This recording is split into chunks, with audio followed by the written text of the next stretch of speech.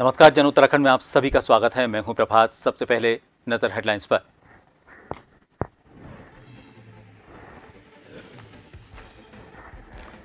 आज से देश में नए कानून लागू। उत्तराखंड पुलिस मुख्यालय में सीएम धामी ने दी बधाई।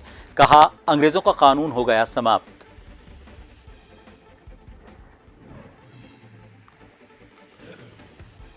मुख्यमंत्री धामी आज से मिशन मोड पर। आगामी 5 दिन के लिए 50 से ज्यादा विभागों की करेंगे बैठक। प्रतिदिन 3 मीटिंग करने का लक्ष्य।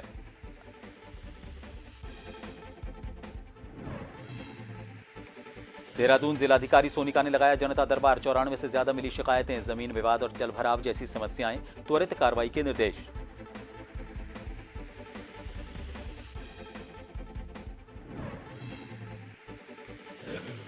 उत्तराखंड में सबसे बड़े कावड़ मेले की शुरुआत। 22 जुलाई से रणनीति होगी तैयार। पुलिस ड्रोन और आधुनिक तरीकों से बेहतर संचालन का करेगी प्रयास।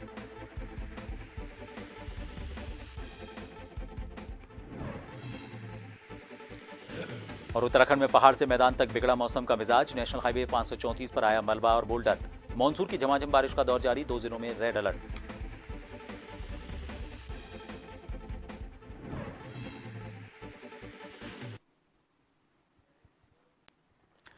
अब खबरों की शुरुआत करेंगे। सबसे पहले खबर उधम सिंह नगर से। यहां पर सीमांत क्षेत्र खटीमा से खबर है, पुलिस ने 1 जुलाई से पूरे भारत में लागू होने वाले नए कानून को लेकर जन जागरूकता अभियान का आयोजन किया।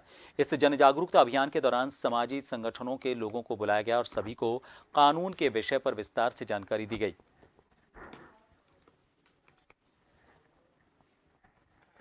हमारे जो है इंडिया में नए जो कानून है, जिसका नाम बीएनएस है, बीएनएसएस है और बीएसए 2023 ये लागू हो रहा है।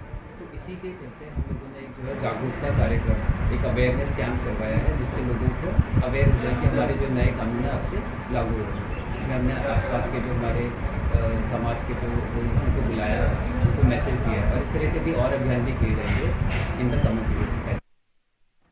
नए कानून बनाए जाने के बाद रुड़की के गंगनहर कोतवाली क्षेत्र में बनाए गए कानून को लेकर जानकारियां दी गई। गंगनहर कोतवाल गोविंद सिंह ने यह भी बताया कि जो नए कानून बनाए गए हैं उसको लेकर ईमेल के जरिए भी एफआईआर दर्ज कराई जा सकेगी। सबूत के तौर पर रिकॉर्डिंग को भी इस्तेमाल किया जा सकेगा। साथ ही उन्होंने बताया कि फॉरेंसिक टीम का भी बड़ा योगदान रहेगा। लोगों को जल्द ही न्याय मिल सकेगा। इस मौके पर रुड़की और आसपास के ग्रामीण क्षेत्रों के लोग मौजूद रहे। वहीं उन्होंने इस नए फैसले का स्वागत भी किया। मतलब वो बना है कानून और लोगों को न्याय भी बहुत जल्दी न्याय मिलेगा। इसमें जो फॉरेंसिक टीम का बड़ा योगदान रहेगा। मतलब पुलिस के पास जो एविडेंस, मतलब पहले जब अंग्रेज लोग थे उस समय मतलब डिजिटल, मतलब उस समय कैमरे नहीं थे, कोई रिकॉर्डिंग नहीं थी। अब वो सब चीज़ें मिल गई हैं। उसके तहत लोगों को बहुत ही फ़ायदा मिलेगा और एविडेंस मतलब इसमें बिल्कुल अच्छी रहेगी। मतलब घर बैठे ही ईमेल के माध्यम से ही एफआईआर कर सकते हैं। बहुत अच्छा, मतलब बहुत बढ़िया है क्योंकि 1860 में हमारी आईपीसी लागू हुई थी, तब से ये जो कानून था ये चला रहा था। अब हमारे मतलब भारतवर्ष में ये नया कानून बना है, बहुत ही अच्छा कानून है। के अवसर पर देहरादून के निजी होटल में चिकित्सा सेवा संस्थान समारोह कार्यक्रम का आयोजन किया गया, जिसकी अध्यक्षता कैबिनेट मंत्री प्रेमचंद अग्रवाल ने की।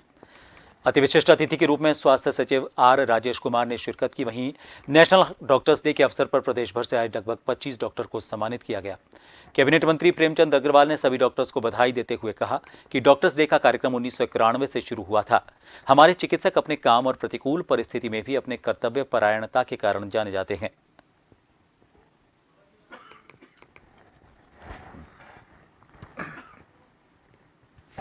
को मैं बहुत बधाई दे रहा हूँ, शुभकामनाएं दे रहा हूँ।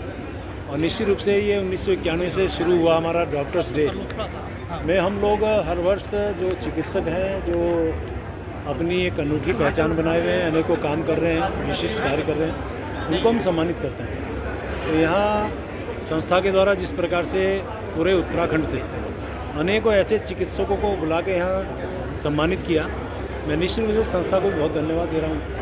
हमारे इस उत्तराखंड के अंदर भी हमारी सरकार चिकित्सा के क्षेत्र में काम कर रही है और इसी को लेकर अभी पिछले दिनों निर्णय लिया है कि जो रिमोट एरियाज़ हैं, जो दूर दराज इलाके हैं, पहाड़ी इलाके हैं, वहाँ पे डॉक्टर्स की जो कमी है वो न रहे। अनेकों चिकित्सकों हम लोग भेजते हैं, लेकिन उसके बावजूद एक निर्णय बहुत बड़ा हमारे द्वारा, सरकार के द्वारा लिया गया कि पहले जो 60 वर्ष सेवानिवृत्ति का समय था वो 65 वर्ष किया गया।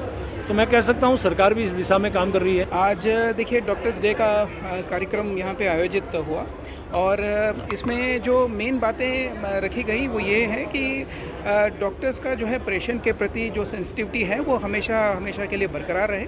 इसके साथ साथ डॉक्टर्स जो है लगातार अपने आप को हमेशा इम्प्रूव करते रहें, हमेशा अपने आप को अपस्किल और रीस्किल करें और ज़्यादा से ज़्यादा, क्योंकि टेक्नोलॉजी अभी प्रवेश कर चुका है मेडिकल साइंस में भाई बहुत बड़े तौर पे, तो मेडिकल साइंस में टेक्नोलॉजी को अडॉप्ट करते हुए आगे बढ़े डॉक्टर्स, ये हमारा प्रयास है। आज सम्मान मिला है उसकी मुझे बहुत खुशी है।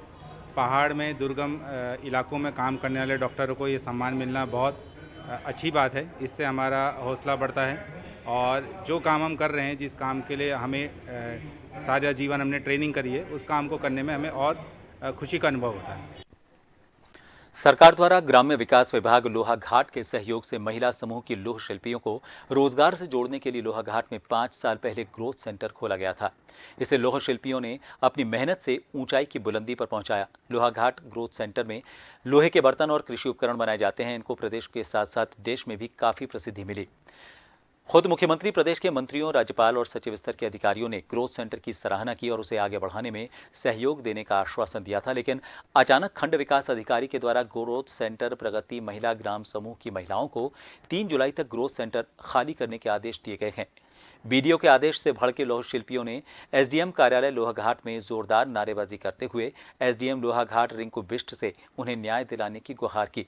साथ ही मांग पूरी न होने पर आमरण अनशन की चेतावनी दी। हमारे साथ अन्याय हो रहा है, इतने सारे लोग काम करते हैं, हम गरीबों के पेट में लात मार दी गई है।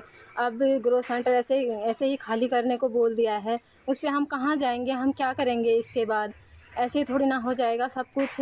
तो क्या कहते हैं, ऐसा नहीं करा। अब हम कहीं भी जाते हैं तो हमारी कोई बात सुनते ही नहीं। हम कहाँ कहाँ नहीं चले गए हैं, वीडियो साहब के सामने जाते हैं, वो तो हमारी एक भी बात बिल्कुल भी सुनने को तैयार ही नहीं है। एसडीएम साहब को हम लोग यहाँ पर ज्ञापन देने आए हैं। जो कितने पत्र हम लोग जो है शासन प्रशासन सब जगह हम लोग जो है अपनी मांगों को लेकर हम लोग यहाँ पर दे चुके हैं, लेकिन आज प्रशासन के द्वारा हमारी बिल्कुल भी नहीं सुनी, अपनी मनमानी की जा रही है। इतना कुछ होने के बाद भी न तो हमारे कहीं पत्रों की जाँच हो रही है, हम लोग अनुसूचित जाति आयोग से लेकर माननीय मुख्यमंत्री जी तक हम लोग देहरादून तक पहुँच गए, लेकिन फिर भी हमारी मांगों की सुनवाई नहीं हो रही। और खबर हरिद्वार से है। यहां पर युवक की हत्या के मामले में पुलिस ने पति पत्नी को गिरफ्तार किया। पूरा मामला थाना सिडकुल के रावली महदूद का है। पुलिस को सूचना दी गई थी कि एक घर से तेज गंध आ रही है। सूचना पर सिडकुल पुलिस पहुंची तो दरवाजा तोड़कर अंदर के हालात देखकर भौचक्की रह गई। दरअसल कई दिन से शव कमरे में पड़ा था जिसकी बदबू आ रही थी। विवाहिता ये अपने प्रेमी के साथ यहाँ रह रही थी और पिछले कुछ समय से वो यहाँ से दरवाज़ा बंद करके गायब है। इस संबंध में पुलिस ने जब लगातार दबिशें और लगातार इस आगे की कार्रवाई शुरू की तो ये बात संज्ञान में आई कि विवाहिता ने अपने पति के साथ मिलकर अपने प्रेमी की हत्या करके उसको यहीं पर बंद करके वो लोग चले गए थे। पुलिस ने तत्काल एक टीम गठित करने के बाद ही इन लोगों की अरेस्टिंग भी गई है। तो जो दोनों ही अभियुक्त हैं, इसमें विवाहिता मधु और उसके हस्बैंड को पुलिस के द्वारा अरेस्ट किया गया है और उनको न्यायिक परीक्षा में भेजा जा रहा है। उत्तराखंड के रामनगर में प्रसिद्ध गर्जिया देवी मंदिर को 1 जुलाई से श्रद्धालुओं के लिए खोल दिया गया। गर्जिया देवी मंदिर में 10 मई से 30 जून तक श्रद्धालुओं के प्रवेश पर पूरी तरह रोक लगाई गई थी। ये निर्णय स्थानीय प्रशासन और मंदिर समिति के पदाधिकारियों ने लिया था। दरअसल प्रसिद्ध गर्जिया देवी मंदिर कोसी नदी के बीचों बीच एक ऊंचे टीले पर है। साल 2010 में बाढ़ के चलते मंदिर के टीले में दरारें आ गई थी। इसके बाद से लगातार ये दरारें बढ़ रही थीं।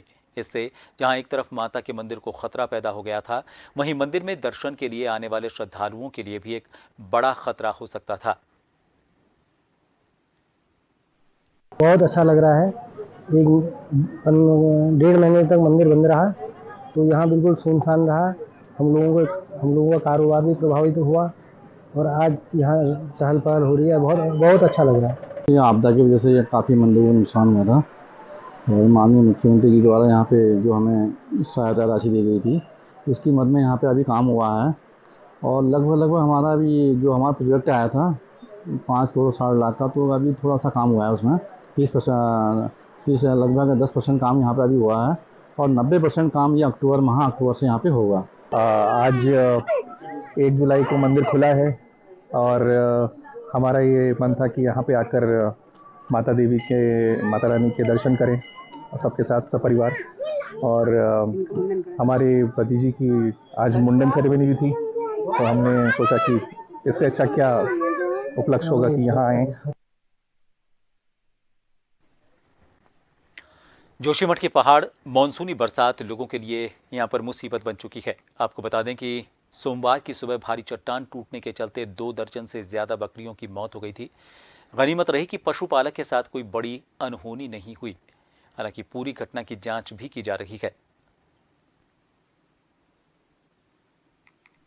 कई बकरियां अभी घायल मौजूद हैं और मैं बताना चाहूँगा कि चट्टान टूटने से आज जो घटना घटी सुबह 7 बजे लगभग, और मौके पर हमारे यहाँ पे पटवारी जी और पशुपालन के तमाम लोग यहाँ पे मौजूद हैं।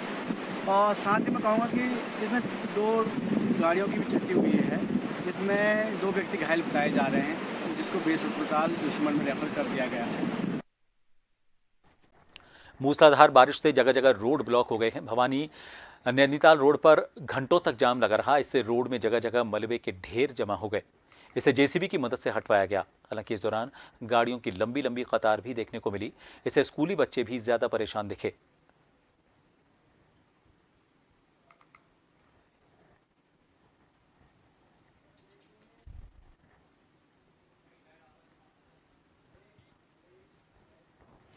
और फिलहाल यहां रुकेंगे एक छोटे से ब्रेक के लिए। बने रहिए जन टीवी पर।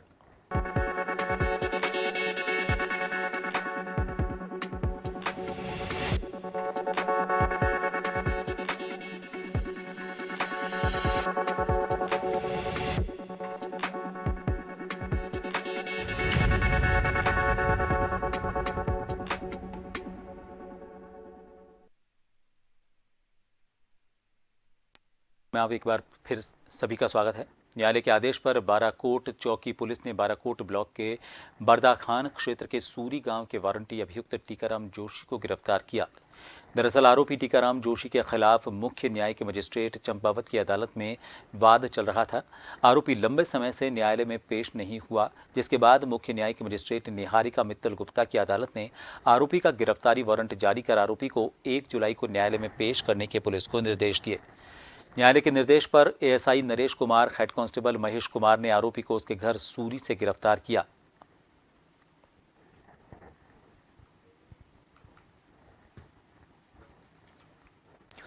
मंगलौर क्षेत्रांतर्गत गोली मारकर युवक की हत्या के मामले का हरिद्वार पुलिस ने खुलासा किया है। युवक का गोली लगा शव आम के बाग में मिला, जिसकी दोस्त ने नशा और पैसों के लेन देन को लेकर हत्या की थी। पुलिस ने हत्या में इस्तेमाल तमंचा 315 बोर का और कारतूस बरामद कर लिए हैं। दोनों दोस्त नशे के आदी बताए जा रहे हैं। आरोपी पहले भी कई मामलों में जेल जा चुका है। मंगलौर थाना क्षेत्र में झवीरन के पास में एक सूचना पुलिस को प्राप्त हुई थी कि एक व्यक्ति की काम के पास में गोली मार के उसकी हत्या कर दी गई है।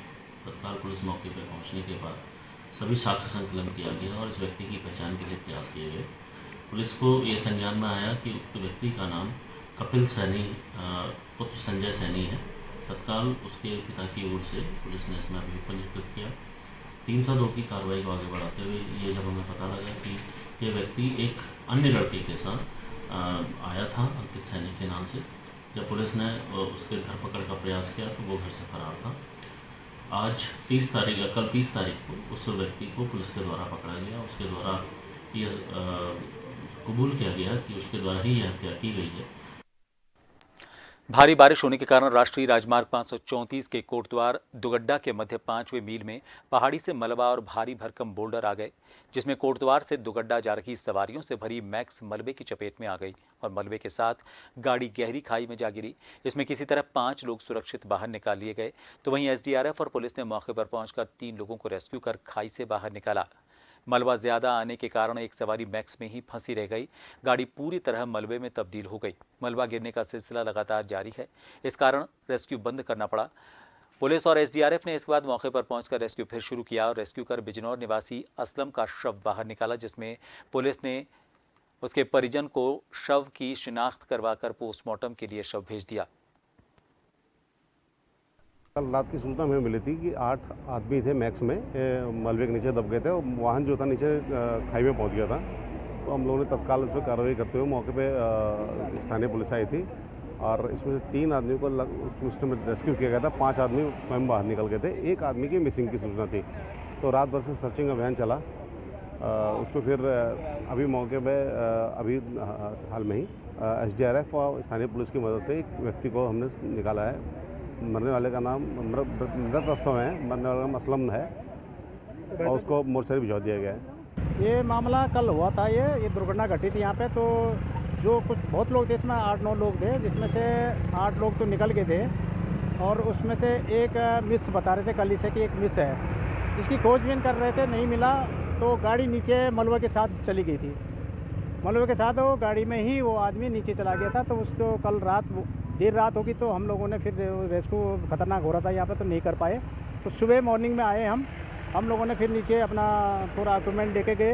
डॉक्यूमेंट के साथ साथ हमने फिर वहाँ पे उसकी ऊपर डेंजर हो रखा था, पत्थर भी आ रहे थे ऊपर से, लेकिन अपने रिस्क लेके हमने उसको गाड़ी को देखा, थोड़ा सा दिखाई दिया था। फिर मलबा हटा के फिर उसकी गाड़ी की बॉडी काट के कटर से अपने कटर से बॉडी को काट के फिर धीरे धीरे उसके सीट उट काट के पूरी बॉडी को किनार करके तब तक बाहर निकाले, वो बॉडी मिल गई थी। जोशीमठ ब्लॉक में मां पणखंडेश्वरी गढ़ी भवानी माता जी का मंदिर है। मां पणखंडेश्वरी गढ़ी भवानी जी का ये मंदिर जोशीमठ ब्लॉक के अंतर्गत पैनी गांव में है।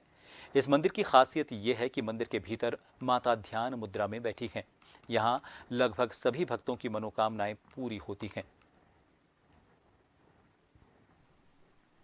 पार्वती की तपस्थली है। यहाँ पे शिव को प्राप्त करने के लिए माता जी ने 3000 वर्ष पहले तो पत्ते और जल को ग्रहण करा था, को ग्रहण करके तप किया था।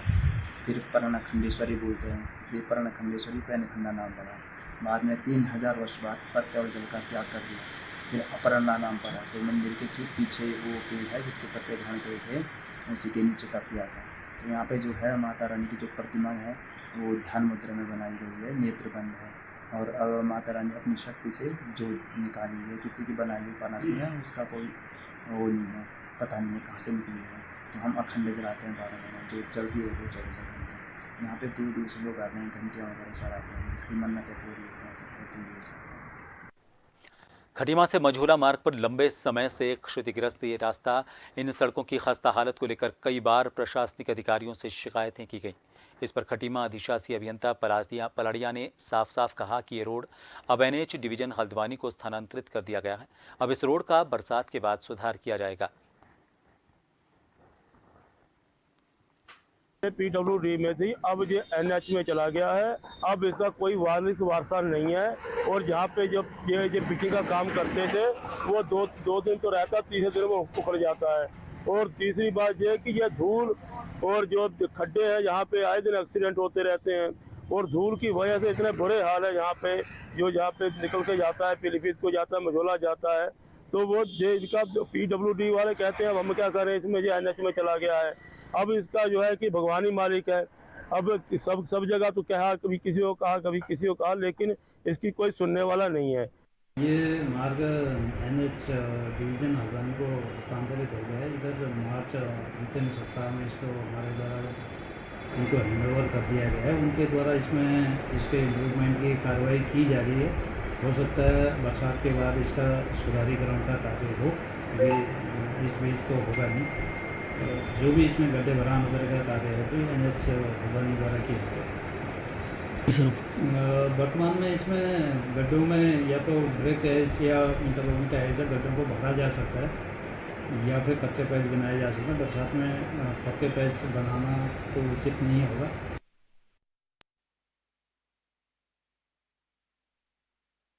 लालकुआ में हुई भारी बारिश से लालकुआ जलमग्न हो गया। भारी बारिश के चलते हुए जलभराव में रेलवे स्टेशन से लेकर खड्डी मोहल्ला तक पानी से पूरा इलाका जलमग्न हो गया। बताया जा रहा है कि कई लोगों का सामान और राशन भी इस जलभराव की चपेट में आ गया। कई परिवारों को रात भर इधर उधर भटक कर रात काटनी पड़ी।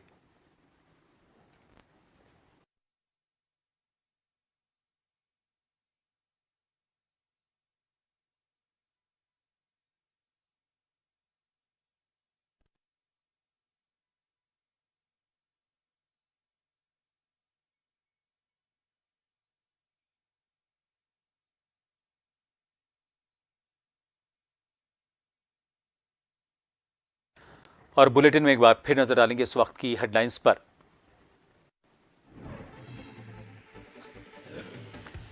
आज से देश में नए कानून लागू। उत्तराखंड पुलिस मुख्यालय में सीएम धामी ने दी बधाई, कहा अंग्रेजों का कानून हो गया समाप्त।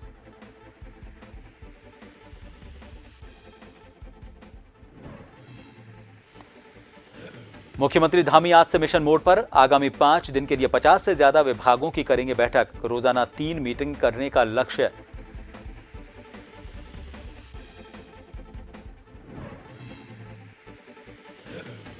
देहरादून जिलाधिकारी सोनिका ने लगाया जनता दरबार। 94 से ज्यादा मिली शिकायतें। जमीन विवाद और जलभराव जैसी समस्याएं, त्वरित कार्रवाई के निर्देश।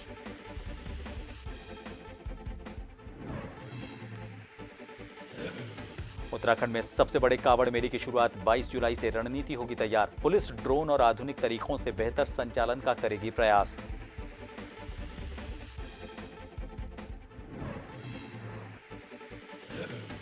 और उत्तराखंड में पहाड़ से मैदान तक बिगड़ा मौसम का मिजाज। नेशनल हाईवे 534 पर आया मलबा और बोल्डर। मॉनसून की झमाझम बारिश का दौर जारी। 2 जिलों में रेड अलर्ट।